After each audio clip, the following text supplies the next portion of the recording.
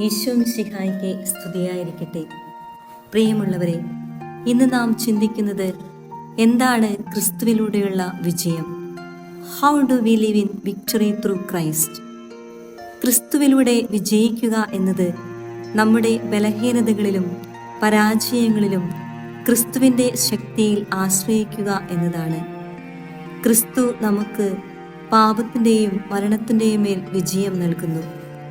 നമ്മുടെ ജീവിതത്തിലെ ഓരോ പോരാട്ടത്തിലും ക്രിസ്തു നമ്മോടൊപ്പമുണ്ട് എന്ന് വിശ്വസിക്കുക. ദൈവത്തിൻ്റെ വാഗ്ദാനങ്ങളിൽ ഉറച്ചു നിൽക്കുക. ക്രിസ്തുവിലൂടെയുള്ള വിജയത്തിൽ വിശ്വസിക്കുമ്പോൾ ഭയങ്ങളെയും സംശയങ്ങളെയും അതിജീവിക്കാൻ നമുക്ക് സാധിക്കുന്നു. ഈ വലിയ ബുധനാഴ്ചയിൽ ക്രിസ്തുവിൻ്റെ കല്ലറയ്ക്കുമേലുള്ള പുനരുത്ഥാനത്തിൽ വിശ്വസിച്ച് ക്രിസ്തുവിനോടൊപ്പം വിജയിക്കുന്നവരാകുവാൻ പ്രാർത്ഥനയോടെ നമുക്കൊരുങ്ങാം.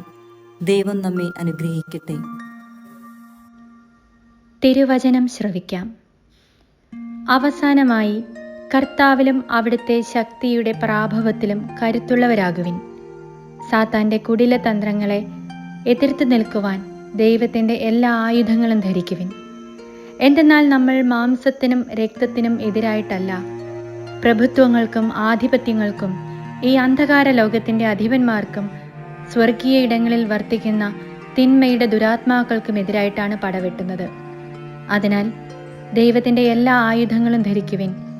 തിന്മയുടെ ദിനത്തിൽ ചെറുത്തു നിൽക്കുവാനും എല്ലാ കർത്തവ്യങ്ങളും നിറവേറ്റിക്കൊണ്ട് പിടിച്ചു നിൽക്കുവാനും അങ്ങനെ നിങ്ങൾക്ക് സാധിക്കും. വിശുദ്ധ പൗലോസ്ലീഹ എഫേസോസുകാർക്ക് എഴുതിയ ലേഖനം 6-ാം അധ്യായം 10 മുതൽ 11 വരെയുള്ള വാക്യങ്ങൾ.